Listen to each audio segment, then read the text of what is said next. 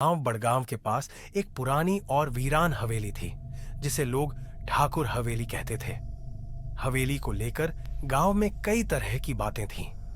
कहा जाता था कि उस हवेली में अजीब अजीब घटनाएं होती थीं। कई साल पहले वहां एक परिवार रहता था, लेकिन एक रात अचानक उनका पता नहीं चला और कोई भी उस हवेली में नहीं गया। लोग यह मानते थे कि हवेली में एक काली शक्ति बसी है जो हर किसी को मार देती है।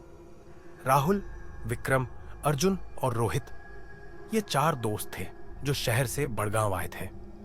उन्होंने सुनी थी हवेली की डरावनी बातें, लेकिन उन्हें ये सब झूठ और अफवाहें लगी। वे सभी तय करते हैं कि इस रात वे उस हवेली में जाएंगे और उसके रहस्यों का पर्दाफाश करेंगे। कुछ नहीं होगा यार, ये सब पुरानी बातें हैं, हम तो मजे के लिए जा रहे हैं, राहुल ने हंसते हुए कहा। रात के लगभग 12 बजे चारों दोस्त हवेली की ओर चल पड़े। आसमान में घना बादल था और हल्की बारिश भी हो रही थी। हवेली के पास पहुंचते ही वातावरण में एक अजीब सी ठंडक और सन्नाटा था। हवा में गूंजती घंटियां और दरवाजों की चरमराहट से ऐसा लग रहा था जैसे हवेली जीवित हो और उन्हें देख रही हो। यह जगह कुछ अजीब लग रही है, विक्रम ने कहा, लेकिन उसकी आवाज भी हवा के शोर में खो गई। उन्होंने हवेली का मुख्य दरवाजा खोला, जो इतना भारी था कि उसे खोलने में थोड़ी मुश्किल हुई। जैसे ही दरवाजा खुला, चारों की ठंडी सिहरन महसूस हुई। हवेली के अंदर धुंध और अंधेरा फैला हुआ था। चारों ने अपनी टॉर्च जलाकर अंदर देखा। दीवारों पर धुंधले चित्र बने हुए थे, कुछ असामान्य चेहरों के चित्र और कुछ बेजान शरीर। एक सीलन की गहरी गंध भी हवेली में पसरी हुई थी। विक्रम ने कहा, हमें यहां से निकल जाना चाहिए, यह सब डरावना लगता है। लेकिन राहुल ने मजाक करते हुए कहा, डरते क्यों हो, यह सिर्फ पुरानी हवेली है। तभी एक अजीब सी फुसफुसाहट सुनाई दी। यहां रुकने की सजा तुम्हें मिलनी चाहिए। चारों सहम गए। राहुल ने जोर से कहा, कोई है क्या? लेकिन जवाब में कुछ नहीं हुआ।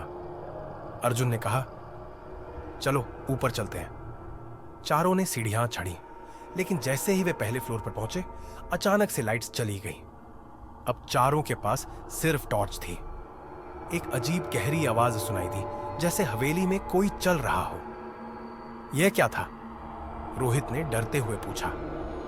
तभी सीढ़ियों के नीचे एक सांप जैसे काले हाथ बाहर निकले और उन्हें खींचने लगे। चारों ने जल्दी से आगे बढ़ने की कोशिश की, लेकिन तभी एक भारी ध्वनि आई, तुम यहां से नहीं जा सकते। विक्रम के गले में कुछ कसने लगा, जैसे कोई भूतिया ताकत उसे जकड़ रही हो। चारों ने दौड़कर दूसरे कमरे की ओर रुख किया। कमरे के अंदर एक आधी जलती हुई मोमबत्ती रखी थी। दीवार पर कुछ हीरोइक शेड्स दिख रहे थे, जैसे कोई धुंधली परछाई वहां खड़ी हो। यहां तक पहुंचते पहुंचते अर्जुन का डर अत्यधिक बढ़ गया। वह महसूस कर रहा था कि हवेली की काली शक्तियां उन्हें पूरी तरह से घेर चुकी है। एक पल के लिए उसकी आंखों के सामने उसकी जिंदगी की सारी यादें घूमने लगी।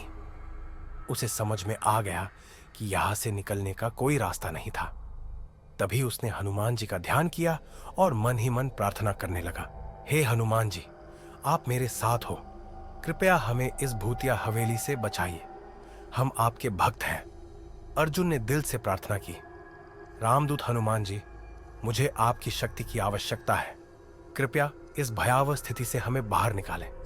जैसे ही अर्जुन ने प्रार्थना की, कमरे के अंदर अचानक एक तेज रोशनी फैलने लगी और उस रोशनी में हनुमान जी का रूप प्रकट हुआ। उनकी आंखों में असीमित शक्ति और चेहरे पर कर्मयोगी मुस्कान थी। उन्होंने अपनी गदा उठाई और कमरे में मौजूद सभी भूतिया शक्तियों को चुनौती दी। हनुमान जी ने कड़कती आवाज में कहा, जो मेरे भक्तों को सता रहे हो उनका नाश होगा। ठाकुर साहब की आत्मा, जो अब एक भूतिया रूप में सामने थी, गुस्से में आकर हंसी और कहा, तुम मुझे कैसे रोक सकते हो? हनुमान जी ने अपनी गदा से हवेली की दीवारों पर प्रहार किया और अचानक हवेली की काली ताकतें चिल्लाते हुए बिखर गईं। हवेली के अंदर की रूहानी शक्तियां एक के बाद एक गायब होने लगी।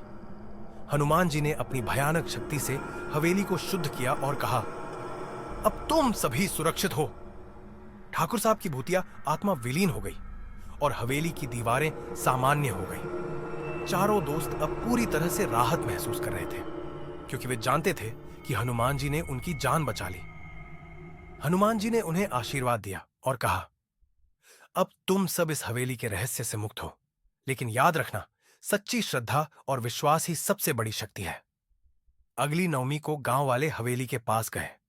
अब हवेली में सिर्फ शांति थी, कोई डर नहीं था। लोग अब हवेली के पास जाते थे और वहां हनुमान जी की पूजा करते थे, क्योंकि वे जानते थे कि हनुमान जी ने इस जगह को शुद्ध किया था।